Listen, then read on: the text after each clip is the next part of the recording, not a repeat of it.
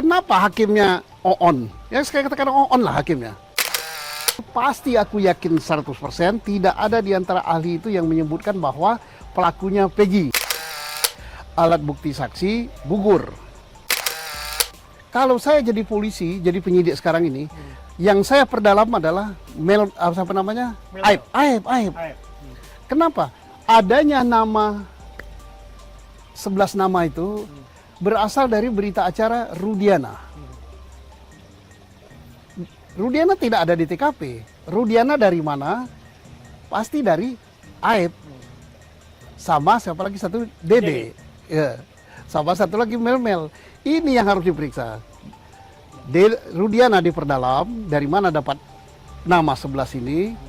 Karena ada di berita acara Rudiana. Terus Aib dari mana tahu 11 ini? Ngasih tahu Rudiana. Kemudian Dede dari mana? Jangan-jangan ini pelakunya. Ya, saya tidak duduk ya. Jangan-jangan si Aib ini pelakunya. Kok dia bisa tahu persis? Nah, ini saya curiga besar. Mudah-mudahan Aibnya nggak lari. Bisa jadi pelakunya itu Aib. Dan satu lagi ya, kenapa ini yang kita harap-harap?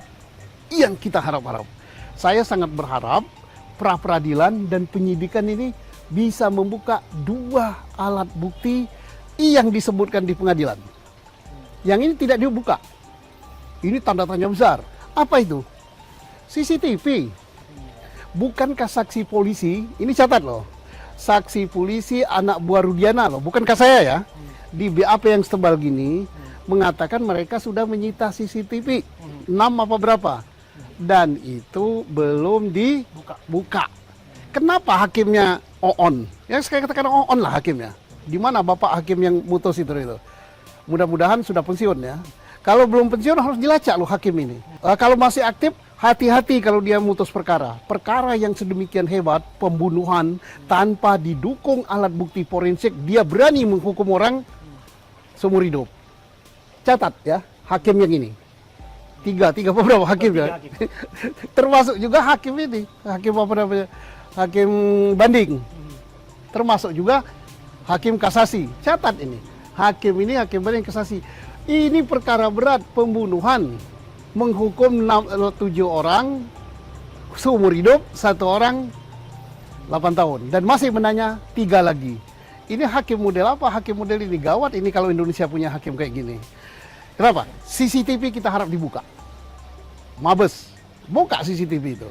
Kalau CCTV itu dibuka, yang 6 apa berapa yang sudah disita, di berita acara, kalau saya baca berita acara tebal ini, saya baca, CCTV belum dibuka.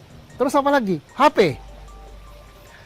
HP-nya Peggy, HP-nya siapa namanya? Vina. HP-nya siapa namanya? Eki.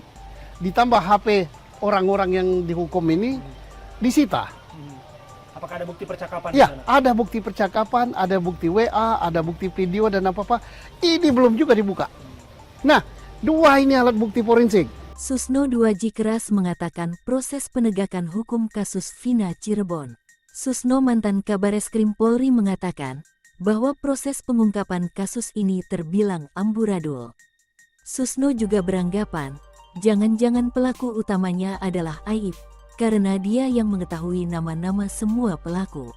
Kita akan bicara tentang apakah ini error in persona atau tidak. Sebenarnya masih bisa ada pertanyaan lanjutan berkaitan dengan apa konsekuensinya ketika seseorang itu ditetapkan tersangka tapi tanpa pemeriksaan. Maka bisa saja sebenarnya yang dikejar adalah ini akan menghilangkan hak esensial dari katakanlah perlindungan hukum bagi seseorang. Dan ketika dia akan memberikan jawaban atau dia membantah, itu menjadi hilang haknya ketika dia hanya langsung ditetapkan menjadi tersangka tanpa sebelumnya melewati proses pemeriksaan.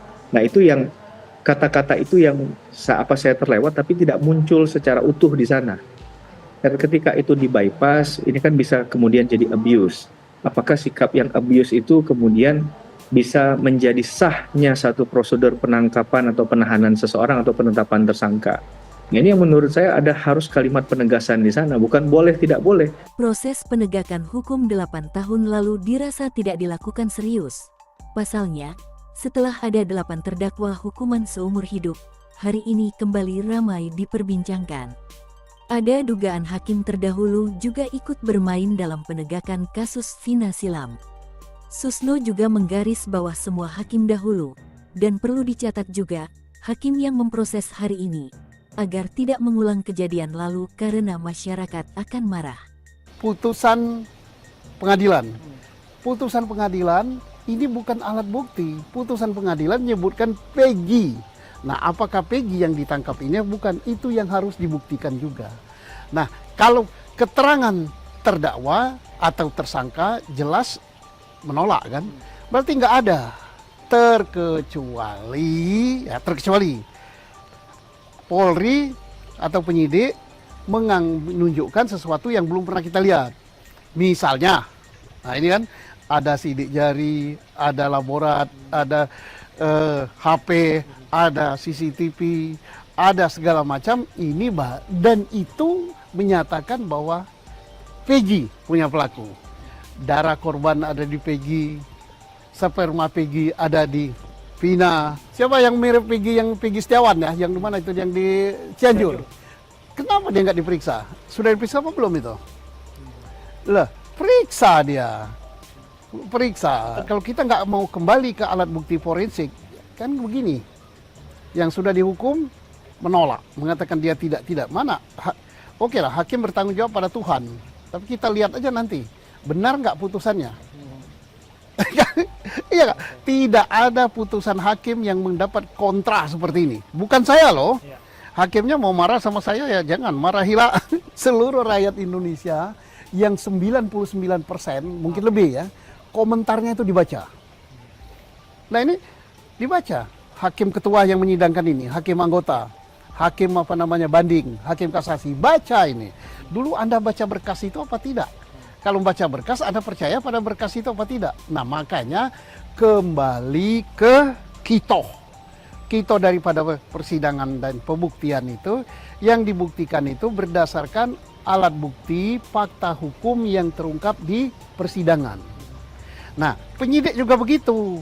Kenapa ini jadi kacau beliau kayak gini? Karena penyidik tidak kembali ke makna penyidikan. Makna penyidikan itu apa?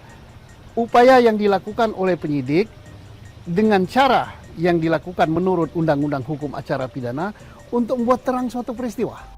Lantas, Ibtu Rudiana juga perlu dicurigai atas kekacauan seluruh masyarakat Indonesia ini.